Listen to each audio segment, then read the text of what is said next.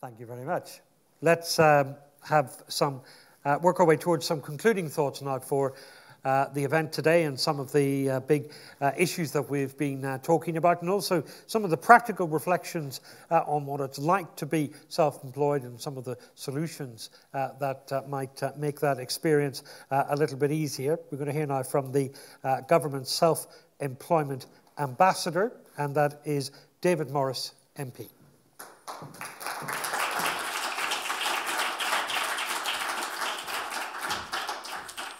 Good afternoon, ladies and gentlemen. Can you all hear me okay? That's great. First of all, I must apologise for not coming sooner. We've had 3 divisions in the House of Commons, which is unheard of in the afternoon. However, we've got them all working in there, and I can assure you they're all present and correct. The findings that IPSE's latest report has highlighted, it means that, last year, freelancers made 109 billion contribution to the economy in 2015. That's not to be sniffed at, that's not to be underestimated. That is amazing. The latest figures show that upwards of 4.5 million people are now self-employed. That's the highest it's ever been in this country. The government recognised about 2 years ago, because of the sudden upsurge of people becoming self-employed, that it was an area that needed to be covered or addressed by the government. They stopped short of making a ministerial position for the self-employed. However, they got me. And I've been self-employed before I was an MP for the better part of 3 decades. In fact, I worked it out, I was self-employed for 27 years. Now, I've been there, like most self-employed people, soaring with the eagles and scratching around on the floor with the sparrows. And most of the time I was sort of halfway in between with the seagulls trying to make a living. But there's nothing to be ashamed of in saying that, because the self-employed sector of this country are the sector that actually creates further employment for it. In the 80s we saw a boom of self-employed, I was one of them. And sadly, that dissipated through the 90s and the 2000s, but thankfully now it's starting to come forward and it's being recognised. 1 in 7 workers are self-employed. This is in the whole European Union. The self-employed think quite a lot about tax. The self-employed think a lot about the regulation, and I know when I was self-employed I couldn't understand half of the things that were coming in the period between 1999 and 2010 when I became a Member of Parliament. And 4 million people, as I've said before, upwards are self-employed. It's the largest growing sector for women's employment. The last figures I saw, and they're outdated now, is 1.5 million out of the 4.6 million people in this country were ladies setting up the businesses and flourishing. But the government has to recognise that self-employment doesn't cover just one size. It's an issue that covers the whole of the employment and industrial spectrum. We have somebody who's, for argument's sake, doing e-commerce on, say, eBay. And we've got somebody who's just about to break into the higher echelons of big business by going over the threshold and employing more people. But somewhere along that way, taxation gets muddled. Somewhere along that way, taxation gets draconian. Somewhere along that way, taxation stops the self-employed from flourishing. In the last 18 months, I piloted and championed an idea of a mini IR35 for the self-employed, which in effect would mean that you would be taxed at the correct rate. Because believe it or not, government hasn't got a criteria for what the self-employed is. That's what Julie Dean's been doing for the past 18 months, trying to figure out and pigeonhole what self-employment is. It sounds unbelievable in some respects, but this is how government works. So now that we actually know what we're doing, and we actually now recognise that the self-employed people do contribute a large amount to our economy, we've scrapped Class 4 contributions, made them all mainstream into Class 2. That, in effect, will allow self-employed people to access maternity and paternity pay, which is something that was a dream when I was self-employed. In the next few months, few weeks in fact, we're going to be browbeaten into, are we staying in Europe, are we coming out? I, on my website, actually tell my constituents to stay in because Europe is the largest employer. I could wax lyrically about the figures of what's going through my constituency, but we have a major port, and EDF Energy is the operator of 2 nuclear power stations, 8 reactors. So you can see there's a lot to be thought about of the instability if we actually leave Europe. My main concern is that even though we're still in a period of austerity and the self-employment sector is growing, my main concern is that we can be throwing this all away. I'm saying to you now, whichever way you want to vote, please use your vote. I'm not saying vote in, vote out. But I will highlight the fact that all our trade deals come from Europe, and I would love to stand here and say that it would be as easy as just scrapping the European trade agreement, setting up new ones with foreign shores, and everything would be fine. It wouldn't.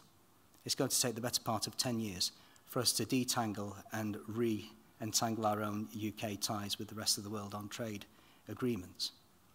I've travelled extensively in the past 6 months.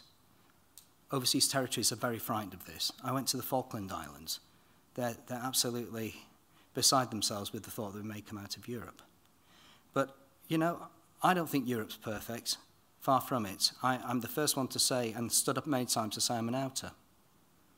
But I actually sat down, thought about the Britain that I wanted to see outside of the EU. I was walking around, falling out with my girlfriend, kicking the dog, doing everything that everybody else seems to do when they're really upset about this particular position in life. And as a politician, it's all-consuming. But I realised that the Britain that I want to see outside of Europe no longer exists. So that's my party political broadcast on staying in Europe.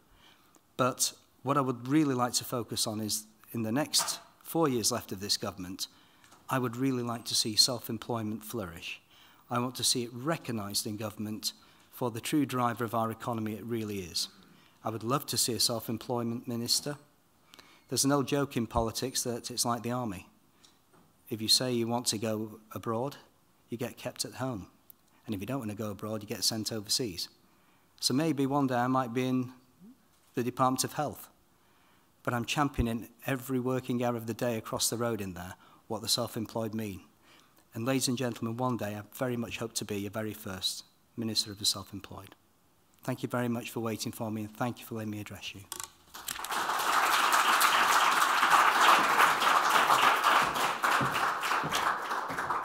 David Morris, thank you very much. As Sue Lawley said at the very start of the day today, there's a great and a growing number of people who are self-employed, who are freelancers, who are contractors. And throughout the discussions today, we've identified a number of the challenges that need to be addressed as individuals with the support of IPSE and with the action of government, the clarity and the fairness of the tax system, the attitude of the revenue, pensions, making sure that we've saved enough for the days when we stop being self-employed, and making sure that suppliers treat us fairly and pay us promptly, all the way through to the softer but no less difficult issues of collaborating better with fellow freelancers, developing networks that create opportunity but also offer sustenance and support, and making sure that we take the time to think and recharge and to develop our own skills and the services that we provide.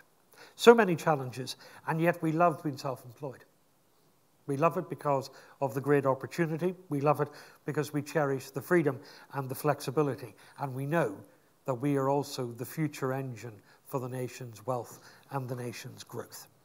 So that is the summary of the day. We'll have some closing thoughts from your Chief Executive, Bryce, in just a moment. But we've also got some highlights from the day for us to look at as well. Let's take a look at that now.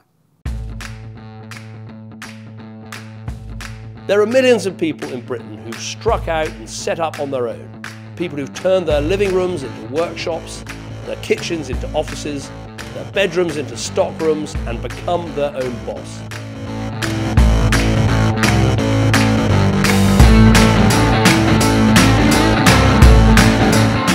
And at this conference, you'll be asking some really important questions about your future.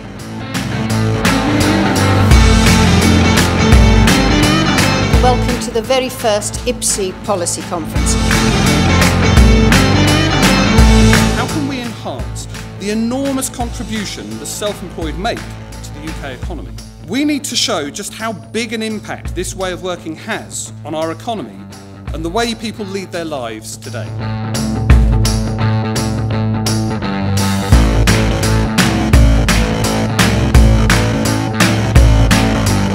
Small and medium-sized businesses, freelancers and small companies are the lifeblood of our business community.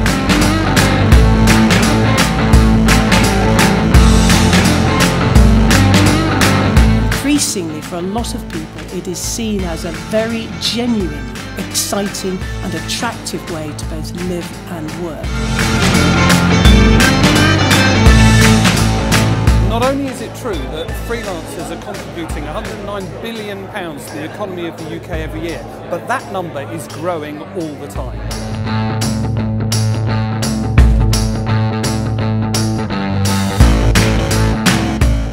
And we should be trumpeting those successes internationally of businesses and of freelancers as well. I want to see our economy really driving forward. I want to see businesses, large and small, but particularly small, really succeeding. I don't think an approximation of tax. CIS just deals with a bit of a problem, but it's not a precise science. Long after people have forgot what was in the leaflet, they'll remember it cost £9.5 million. I pay for my time and my expertise. For people to start to realise that there is an issue within the creative field.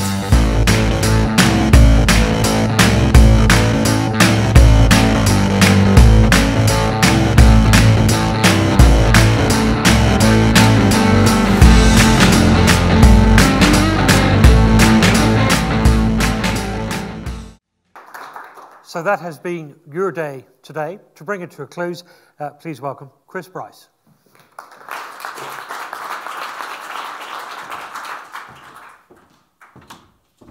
Thank you, Declan. Well, I'm sure everybody can agree that today has been quite fantastic. And I have a long list here. It's almost as if I'm at the Oscars of people that I have to thank. Declan and Sue, of course, are fantastic hosts today. As always, incredibly professional, consummate freelancers. I think all the freelancers in the room should be very proud to have these two as the public face of freelancing. I'd like to thank Julie Dean. Her small business review and self-employed review has been absolutely vital to some of the work that we've done, and we champion every recommendation that she's made in that report. And I think it's fantastic that the government asked her to do this, and the work that she's done working with IPSE and many, many other people has been superb. And I really look forward to the day where all of the recommendations in her report are adopted by government. I'd like to thank again Anna Soubry for addressing us today and subjecting herself to Sue Lawley's questioning. I think it's not often you get a government minister who's prepared to do impressions of a former Prime Minister, but that's the highlight. I don't know why that wasn't in that clip, actually. I would say. And Bill Esterson, of course, the Shadow Minister. And I think, obviously, I have to draw your attention once again to Declan and the Dragons this afternoon. Emma, Penny, Andrew. I can't see. I think that all the Dragons won, which is bad news for me, because it means tomorrow morning, when I get to the office, Simon and his team are going to say to me, I need more resource, because we're going to have to back these guys now. And the answer is no. So I was voting no to all of them. I think it's incumbent upon me to thank you for attending. It's been quite a long day. I know people have been here since 8 o'clock, some of the team. Simon McVicker and his team, the marketing team, Claire, our events person. I think some of them have already pushed off because they've got another event that they have to organise tonight. But it's been spectacularly well done. And Dodds, thank you very much indeed for your input, assistance, and organisational skills in all of this. I think it's true that without Intuit QuickBooks, we couldn't have done this because the numbers wouldn't have added up. So I think it's very kind of them to step in as major sponsors. And I thank them for their contribution and indeed for sitting on the panel this morning. Freelancers and the self-employed. Let's just mix it up a wee bit. I know there's contractors in the room who would like me to use the word contractors, so we'll. Contractors, freelancers, and the self-employed. We're all in the same boat. There is a bit of paranoia, justifiable. It seems that since 1999, they have been out to get us. Government have now, in the form of David Morris, started listening. It's reassuring that the Prime Minister took some time out of his busy Punt the EU schedule to address us. I had a couple of hours with, well, it was about 45 minutes to be honest, with the Prime Minister a couple of months back, and I can tell you that the EU is firmly at the top of his agenda, so any time he takes out to address anything else is actually a bit of a miracle right now. The UK's freelance community goes from strength to strength. £109 billion. I know you've heard that figure a lot today. That's because it's a big number. Put it in context, as we said earlier, that would fund every A&E facility in the UK for a year. It's also bigger than the automotive industry in the UK. And I don't mean just the car manufacturers. I mean the guys that supply the car manufacturers. It's bigger than the entire transport industry. We are vital to the UK's economy. Our flexibility offers the opportunity for the UK to outstrip any country in the G7, G8, G20, or indeed the EU, if only we're allowed to get on with it. And that's all we have ever asked. Let us get on with it. We're pretty good at what we do. IPSE will continue to represent and support this sector. We'll continue to fight for our rights to operate. We'll continue to shout down, as necessary, negotiate with, if we can, and sometimes be bloody obstinate about some of the dafter things that government try to do to us. We're here to stay. The freelance sector is vital to the UK, and we think it's vital to support it. We hope policymakers, such as the people who have attended today, take heed of the fact that the facts speak for themselves. These numbers are not just numbers we've made up out of thin air. And I think it's fantastic that HMRC today acknowledged that many freelancers freelance because they want to, and they're not tax dodgers. Thanks for that. That's it.